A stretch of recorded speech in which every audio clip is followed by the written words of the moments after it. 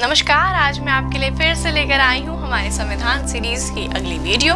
किसी भी लोकतांत्रिक शासन पद्धति वाले देश में स्थानीय स्वशासन की व्यवस्था अनिवार्य रूप से की जाती है।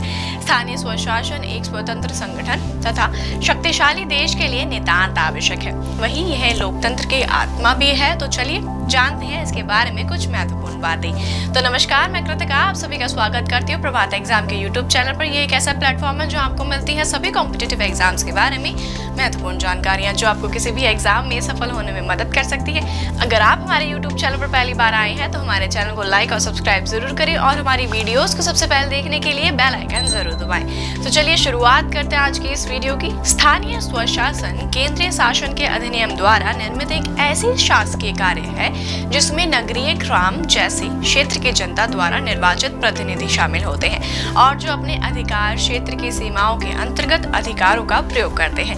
इनकी कुछ विशेषताएं भी हैं, जैसे स्थानीय स्वशासन के विभिन्न संस्थाओं की स्थापना संविधान द्वारा न होकर राज्य सरकारों के अधिनियम द्वारा होती है।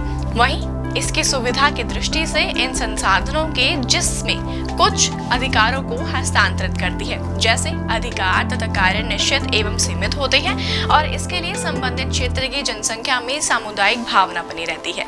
इसकी आवश्यकता हमें क्यों है, इस पर भी गौर फरमा लिया जाए। तो इसकी आवश्यकता हमें केवल इसलिए है ताकि जनता का शासन से प्रत्यक्ष संबंध स्थापित हो सके। वर्तमान में अप्रत्यक्ष अधिकारी लोकतंत्र पाया जाता है जिन्हें जनता प्रत्यक्ष भाग न लेकर अपने प्रतिनिधियों के माध्यम से शासन कार्य में भाग लेती है, यानी इनडायरेक्ट वे में। अब स्क्रीन पर आपको एक टेबल दिखाई जा रही है जिसमें हम जिला परिषद की संगठनात्मक संरचना की बात करेंगे। इसमें से 3 भागों में बांटा गया है, परिषद, समितियों और प्रशासन। परिषद के अंदर जिला प्रमुख, उप जिला प्रमुख और सदस्य निर्वाचित किए गए हैं। वहीं समितियों में ऐसे प्रशासन एवं स्थापना समिति के साथ साथ वित्त एवं कराधान समितियों में बांटा गया है। इस टेबल को आप जल्दी से नोट कर लीजिए क्योंकि यह हमारे एग्जाम पॉइंट ऑफ व्यू से बहुत ज्यादा इंपॉर्टेंट है। वहीं अगर हम इसके अगले भाग यानी नगरीय प्रशासन की बात करें तो भारत में इसका आधुनिक स्वरूप ब्रिटिश काल में ही दिखाई पड़ता है। साल 1793 का चार्टर अधिनियम के माध्यम से चेन्नई, कोलकाता और मुंबई के नगर निगमों की स्थापना विविध रूप से की गई थी और इन्हें व्यापक अधिकार प्रदान किए गए थे। नगरीय प्रशासन के संदर्भ में लॉर्ड रिपन द्वारा 1882 में प्रस्ताव को स्थानीय स्वशासन का मैग्ना कार्टा कहा जाता है। भारत सरकार अधिनियम 1919 के माध्यम से नगरीय प्रशासन को विशेष संस्थागत स्वरूप प्रदान किया गया था। और हम आपको बता दें कि साल 1924 में संसद द्वारा कैंटोनमेंट एक्ट पारित किया गया था जिसमें भारत सरकार अधिनियम 1935 द्वारा प्रदान की गई प्रांतीय स्वायत्तता योजना के अंतर्गत स्थानीय स्वशासन को प्रांतीय विषय घोषित किया गया था। अब हम अपने अगले पॉइंट पर आते हैं, यानी केंद्र और राज्यों के संबंध के बारे में, जिसपे हम पाएंगे कि स्वतंत्रता प्राप्ति के बाद सभी केंद्र राज्य संबंधों और अधिकारों को लेकर एक निरंतर बहस चलती रही है। यह बहस एक पक्षीय रही है या उसमें संबंधित जो भी निर्णय लिए गए उसने एक नई बहस या विवाद को जन्म दिया। यह इतने तक ही सीमित नहीं है बल्कि केंद्र राज्य संबंधों के विवाद में कई बार देश की अंतरात्मा को भी झकझोर दिया है। परंतु दुर्भाग्य यही है कि आशा केंद्र तथा राज्य सरकार इस दिशा में कोई समाधान ढूंढने में सक्सेसफुल नहीं हुई है।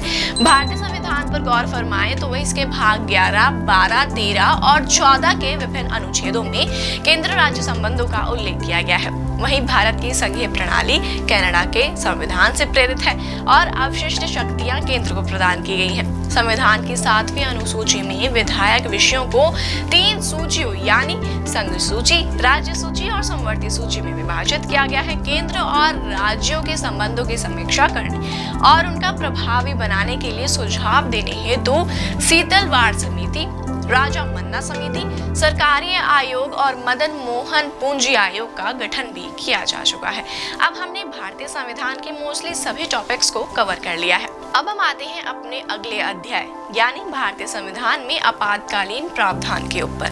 भारतीय संविधान में राष्ट्र की संप्रभुता, एकता और अखंडता की सुरक्षा के उद्देश्य से एक अनोखी विशेषता का समावेश हो गया है, जिसके तहत भारतीय संघ आपातकाल के समय संघात्मक से एकात्मक में रूपांतरित हो जाती है।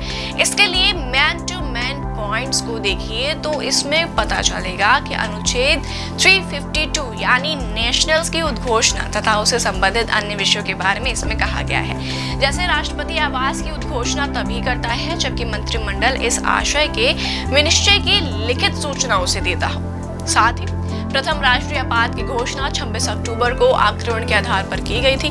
वहीं द्वितीय राष्ट्रीय आपात की उद्घोषणा 3 दिसंबर को बाहरी आक्रमण के आधार पर की गई थी। आपात घोषणा के प्रवर्तन के दौरान राष्ट्रपति को यह शक्ति प्राप्त होती है कि वह संघ और राज्यों के मध्य राजस्व वितरण से संबंधित भी परिवर्तन करवा सकता है। साथ ही दोस्तों, अनुच्छेद 356 के अधीन राष्ट्रपति द्वारा किसी भी राष्ट्रपति शासन लागू करने और विधानसभा को भंग करने की शक्ति शर्त है। अगर आप सभी अनुच्छेदों को आसानी से याद करना चाहते हैं तो हमें कमेंट बॉक्स में जरूर बताएं। हम उन पर भी आपके लिए एक बहुत ही सरल वीडियो लेकर आएंगे। तो दोस्तों, अगर आप इन सभी टॉपिक्स को बहुत ब्रीफली पढ़ना चाहते हैं, बहुत इजीली पढ़ना चाहते हैं तो जरूर पढ़िए प्रभात प्रकाशन की पुस्तक भारतीय संविधान एवं राज्य व्यवस्था। अगर आप इस किताब को ऑर्डर करना चाहते हैं तो आप इसे अमेजन या फ्लिपकार्ट से मंगवा सकते हैं या स्क्रीन पर दिए गए नंबर पर संपर्क करके आप इसको ऑर्डर कर सकते हैं। उम्मीद है आपसे फिर मुलाकात होगी प्रभात एग्जाम के यूट्यूब चैनल पर। तब तक के लिए नमस्कार। यूपीएससी की प्रीलिम्स परीक्षा में गारंटीड सक्सेस के लिए भारत का प्रसिद्ध पब्लिशर प्रभात प्रकाशन आपके लिए लाया है यूपीएससी 26 वर्षों के topic wise solved papers. IAS doctor Manish Ranjan की इस बुक में है एक्सप्लेन्ड आंसर्स और ट्रेंड एनालिसिस। इसके साथ ही जरूर पढ़ें यूपीएससी सीसैट जिसमें है पेपर 2 के 2011 से 2020 के सॉल्व्ड पेपर्स। ये दोनों बुक्स इंग्लिश में भी अवेलेबल हैं। आज ही ऑर्डर करें ऑनलाइन अमेजॉन या फ्लिपकार्ट से और क्रैक करें यूपीएससी एग्जाम।